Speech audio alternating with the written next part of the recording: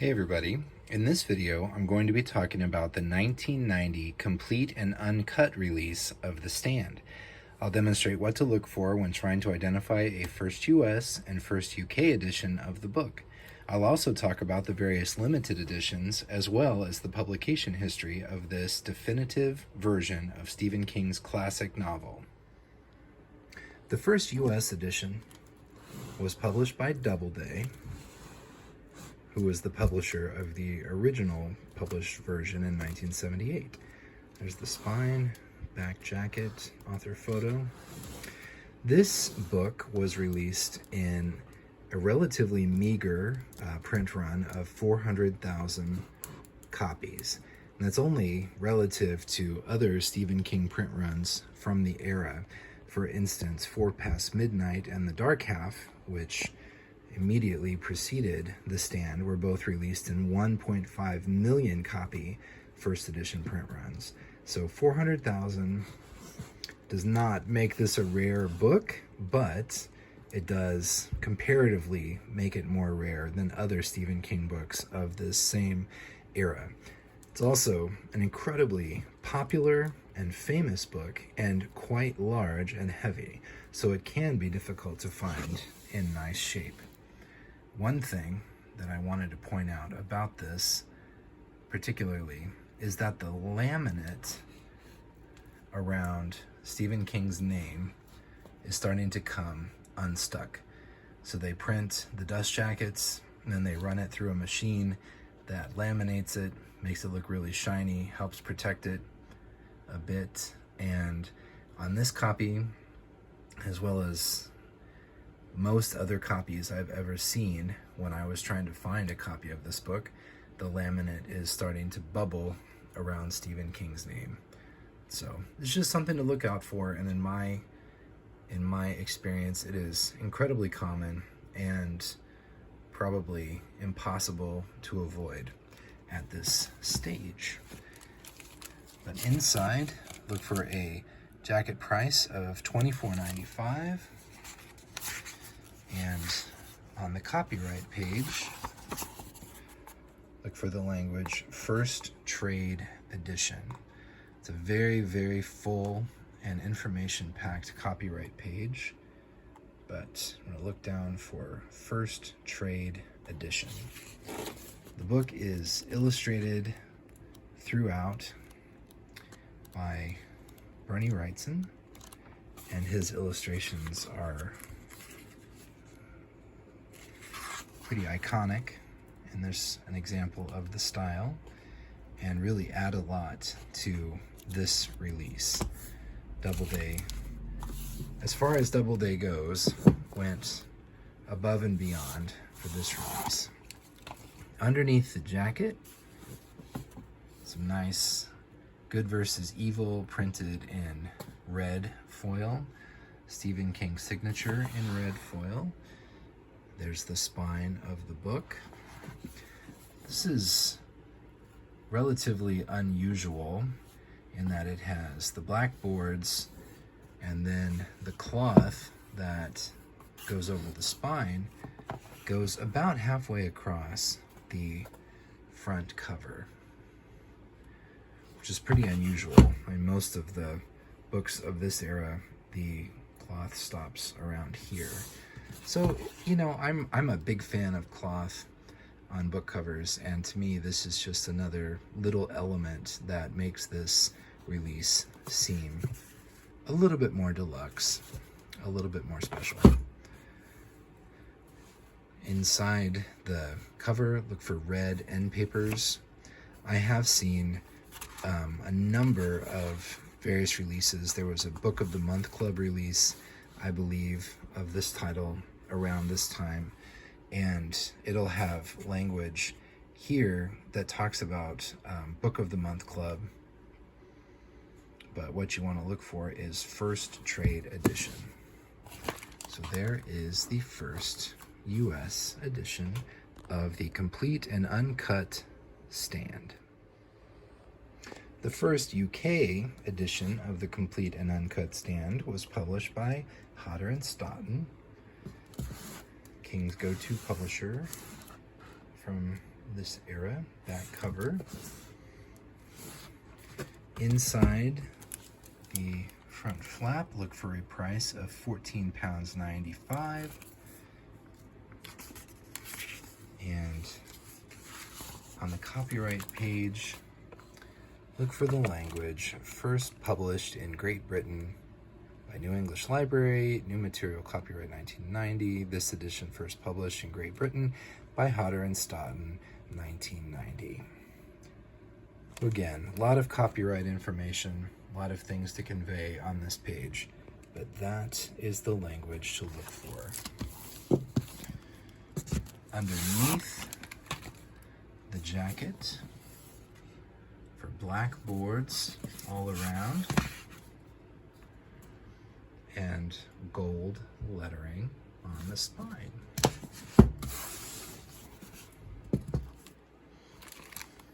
There is the first UK edition. I want to take a minute and do a side-by-side of these two. The US edition, the jacket artwork, is a nice update of the original 1978 artwork, which is represented here. I like that throwback to the original very much. The UK one is okay as well, but sort of bucking the trend of the UK editions around this time being more involved and more eye-catching, this one is actually kind of pedestrian. Just lightning strike, Stephen King's name, the title. It does kind of throw back to the original UK edition, which is incredibly rare and hard to find, particularly in nice shape. So I guess that is kind of cool, that throwback piece. But for me, it's the US artwork all the way. And a lot was made of the US trade edition when it was first released, in that it was the largest Stephen King release of all time. His very longest book. It even beat out It by a handful of pages, a few dozen pages. But what I've learned, especially after having the UK edition to compare it to, there were a lot of decisions made in the design of this book to add some extra space. It makes it more comfortable of a reading experience, but it does actually pad out the length a bit. Kind of makes me think of when skyscrapers are built and they add certain architectural embellishments to add height to the building so that they can claim that it's this tallest type of building or taller than that other competing building. And I think that's kind of funny. So this book tops out at around 1,150 pages, which does indeed make it the longest in terms of page count. And I think Doubleday really seemed to pull out all the stops in terms of the bells and whistles. And I'm sure that there's some cachet that comes with saying we are publishing the very longest Stephen King book ever published. And they, I think, did a little behind the scenes magic to make the book end up that long. I only say that because in comparison, the UK edition is about an inch narrower in terms of overall size. The paper is quite thin, and that's fine. I mean, the US edition, the paper's pretty thin, but this is almost like Bible paper. But what I notice is that there is less extra embellishments or things to take up quite as much white space. And while this book contains all of the text that the US edition contains, rather than 1,150 pages, it comes in at just over 1,000. So I just think that's an interesting bit of comparison, and kind of puts it in context. The longest Stephen King book of all time, but really, when you come right down to it, it may be a longer book, at least in terms of actual word count and content, if not in page count. A couple of years ago, I was in Barnes & Noble, and this caught my eye in their special classics releases. This is a $25 book, and as such, sort of a no-brainer, an automatic buy, because it is pretty darn cool. So it's got this hardcover, no jacket, gilded page edges, nice touch, reading place marker ribbon. Inside, there's these biohazard looking end paper, pretty cool design. A few new touches, things that set this apart from the first trade edition. But it is actually remarkably similar once you get past the first few pages. So on this one, it doesn't say first trade edition, it has a number line that includes the number 1. But yeah, check out barnesandnoble.com or your local store if you are not familiar with this one. It is a really cool looking book, and just for $25 you can't go wrong. This fake leathery type of material used on the cover feels nice. Then we got a couple of embellishments in terms of texture. The lettering, everything is embossed, so there's a texture you can feel when you run your fingers over it. There were several copies at the Barnes & Noble I was at, and several of them had little dents and dings and nicks on the gilding on the page edges, so look out for that, as well as dings and dents and nicks on the pleather cover material. So just something else to keep in mind. You might keep your eyes out for a really nice copy, because this one is prone to getting dinged around a bit. It is as heavy as the first trade edition and has some nice but rather fragile special touches. There have been some really cool and interesting limited edition releases of the complete and uncut stand over the years, and it bears a little diversion into the publication history.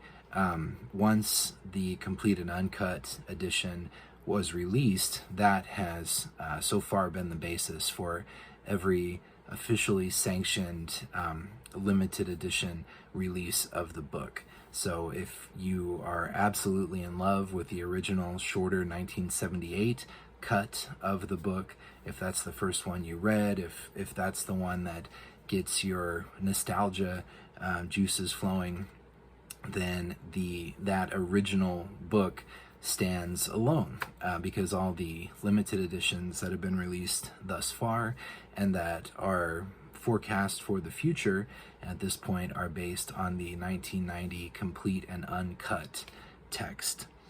So that having been said, in 1990, Doubleday released one of the most legendary epic grails in Stephen King collecting, 52 signed lettered copies and 1,250 signed numbered copies. And the book not only is beautiful in design, but it comes in a wooden box that resembles a coffin, which makes it perfect for The Stand. It makes it perfect for Stephen King, the king of horror, and it's just a really badass looking book. That book, the numbered edition, cost a princely $325 in 1990, and is, worth 10 times that now. So if somebody bought one back then, and it was a big investment, but it has steadily grown in stature and grown in value. Till today, it is a quite valuable item indeed. In 2019, PS Publishing in the UK released a 26 lettered copy edition in 2 volumes and 1,000 numbered copies in 3 volumes and 1 slipcase, similar to their release of the Tommyknockers. And that book, the numbered edition, was around $150 in 2019 and is now worth $400 to $500 most days of the week. So when the PS edition was announced, I thought seriously about picking it up. I had a feeling it would be a good investment, but something about the artwork just didn't resonate with me. And also, I have the Cemetery Dance edition, which has been in pre-publication for years, on order, and so I told myself that I did not need more than one limited edition release of the same book. And of course, the PS edition is now long since out of print, and I kick myself all the time when I had the opportunity to pick it up for $150, a book that just 3 years later is worth 3 times that. So if know what you like, know what you collect, love what you collect, and when the opportunity presents itself, jump on it, or be prepared to live with the consequences, that sense of regret of like, oh, I should have picked it up. But anyway, that's my personal anecdote about the PS Publishing edition. And like I said, Cemetery Dance has been working on this for years, as far as I know, as part of their ongoing Doubleday Years series of Stephen King releases. Hopefully, we will have this in hand in 2023. Who knows? With Cemetery Dance, it may be longer, but that's if tradition holds with the previous editions in the series, will be 52 lettered copies, 750 numbered artist edition copies, and 3,000 gift edition copies. The lettered and the numbered will be signed by the artists. None of them, if tradition holds, again, will be signed by Stephen King. They're still beautiful books. They are just not signed by Stephen King. So, like I said, that's coming hopefully sooner rather than later, but we shall see. So those are the limited editions of the book that have been released thus far or are known to be coming. So as you know, if you've watched any of these videos so far, you know I am a sucker for Stephen King trivia, and The Stand has such an interesting publication history. I just find it fascinating. So in the late 70s, Stephen King presented to Doubleday a massive 1,200 page manuscript, his original version of The Stand. And they said any number of things.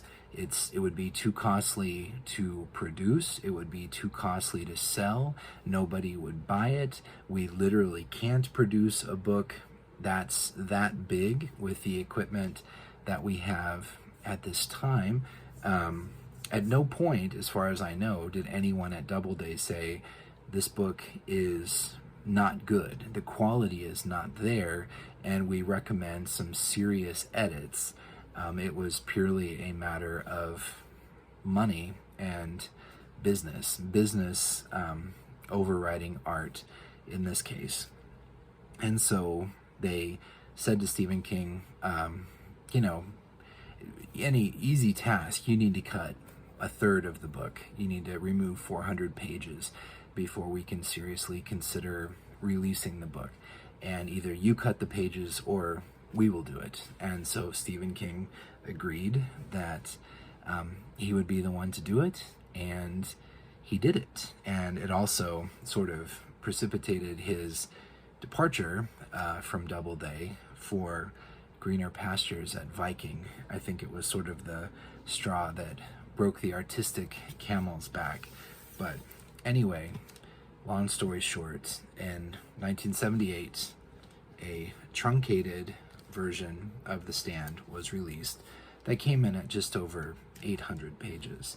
Still quite a lengthy book, and still hits the high points and the main beats of the story, but it's not Stephen King's original artistic vision. And he was not very complimentary of this book. Talked about it, referred to it as a brick, kind of an ugly, stumpy little thing. But be that as it may, it is still an iconic book. In my opinion, one of the most iconic books in 20th century fiction. And so that's the book that gets released. Interestingly, another sort of slipperiness about The Stand is that in the original hardcover release, came out in the late 70s, and the book was set in, I think, 1980. And then in 1980, the first paperback release comes out, and suddenly the book is set in 1985. And then the complete and uncut edition comes out in 1990, and the book is set a few years into the future from that point. So it is my collector's brain, my OCD, really wants there to be a single definitive edition of The Stand, but there's so many variants, not just of releases and jacket artwork and stuff like that, but releases and actual variants and actual content, that it kind of drives me bonkers. But anyway, The Stand is released 1978. Stephen King goes on to leave Doubleday, starts publishing at Viking. His star just continues to rise, his stock continues to grow. He becomes more and more famous, inescapably famous, and to the point where in the very late 80s, he went back to Doubleday and revisited the way The Stand was originally released by them. And he said, I would like to propose that we go back and do a complete and uncut edition. He was so famous, so powerful, that even Doubleday at that point they saw dollar signs, and suddenly it wasn't too expensive to produce the book. It wasn't too expensive to release it, and worry that people wouldn't be able to buy it. Doubleday, as far as I know, was all about this project, and hence the limited edition releases, the sort of special touches on even the trade edition. It was, I'm sure, quite an event. I was alive in 1990, but I don't remember this firsthand. I remember that my grandma had the complete and uncut edition, but I don't remember her talking about it or being aware of the release. So Doubleday agrees, and Stephen King goes about taking the 400 pages that he had originally cut and reviewing it and working it back into the novel. And not all of those pages ended up back in.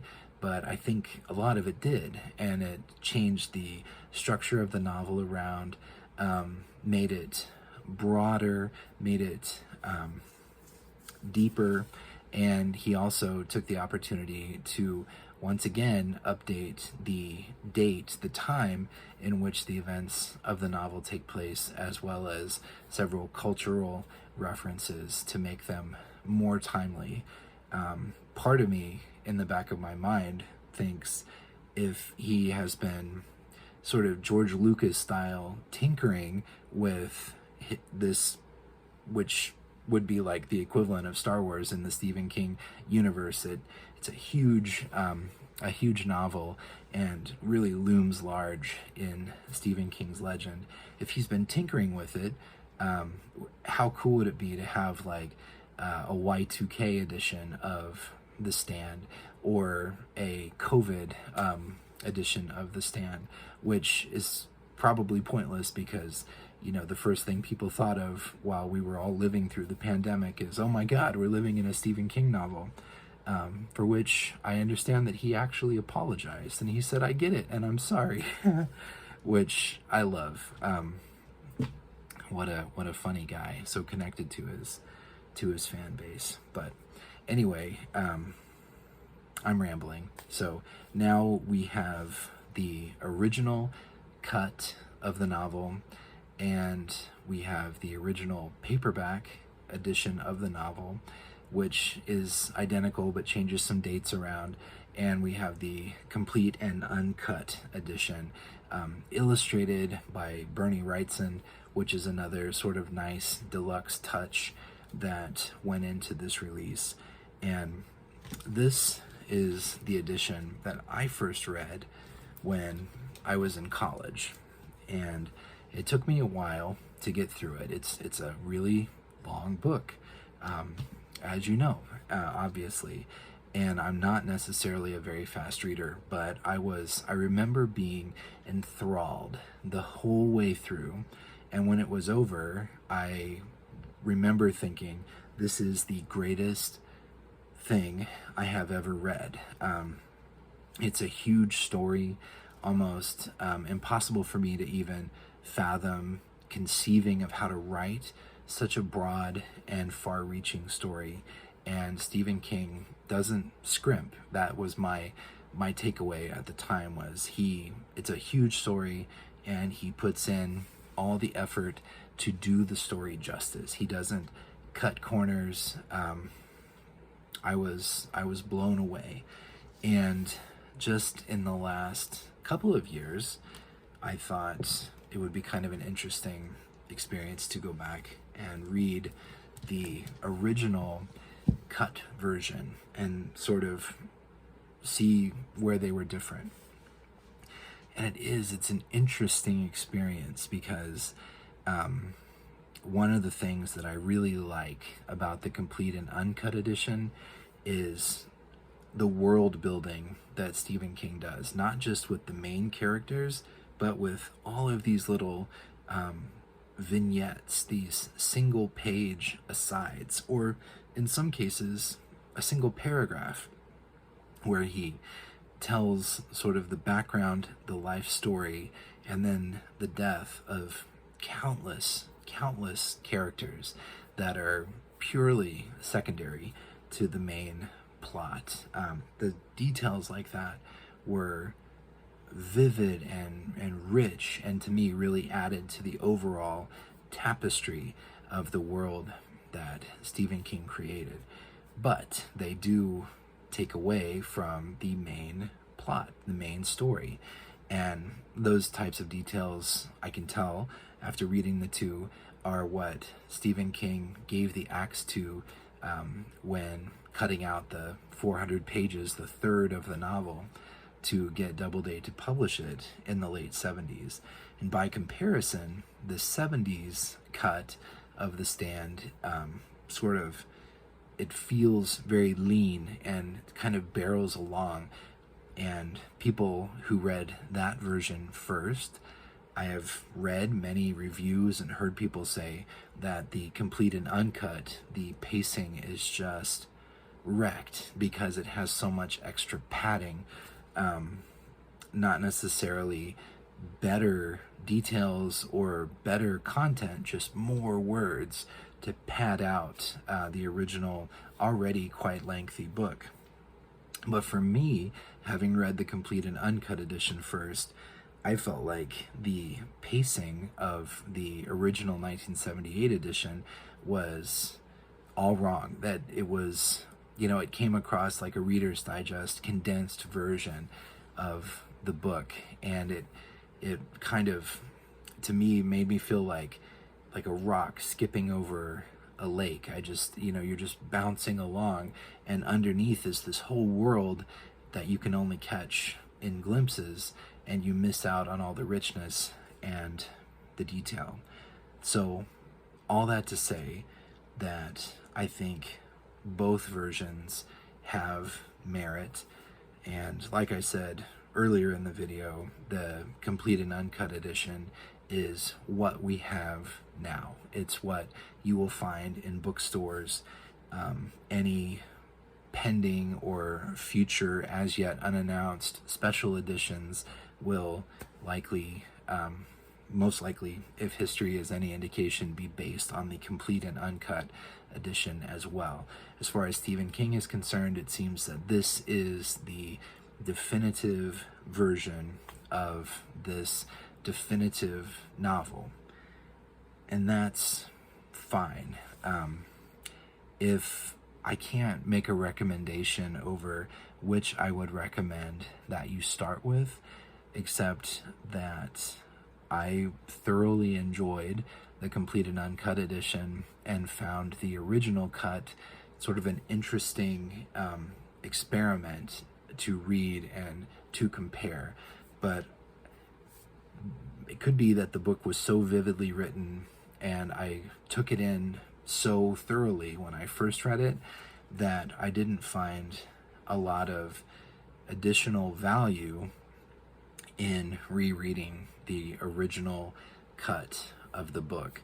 It was nice to revisit some of the high points of the novel. The scene in the tunnel when one of the main characters is leaving Manhattan is one of the most brilliant, scary, intense set pieces that I've ever read. And of course, that exists in the cut version as well as the uncut version. There's things like that. It hits the high points, but it felt familiar, sort of like a retread. I didn't enjoy the reread. I found it interesting, I found it entertaining, but it didn't carry me away in the same way that the uncut edition did when I first read it so many years ago. So I guess Stephen King considers it the definitive edition. I consider it the definitive edition for what that is worth. So I would recommend you start with the complete and uncut, and then go back and read the original cut for some context, for some editorial background, some trivia. If you read the shorter version and you absolutely love it, you may read the complete and uncut edition and love it twice as much, or you may feel like, what the heck is all this extra stuff? So I don't know. I know I just sort of made a recommendation, and I know I'm like majorly geeking out about this, and that it's probably stressful to watch, and I apologize. I thought I knew where this was going before I started recording this video, but now that I'm sitting here, I can't in good conscience make an ultimate recommendation. But I can tell you, I read the complete and uncut first, and I loved it. I went back and read the original. I thought it was fine. And so that's what worked for me. That's what I did. I don't know how it would have worked, how I would have felt if I had gone in the opposite order. But I do know plenty of people that swear by the original cut as being definitive, and a bunch of people swear by the complete and uncut as being definitive. Stephen King amongst them. So, anyway, so yeah, it's the original and the complete and uncut. They make really nice companion pieces in the collection. Really, really worth checking out.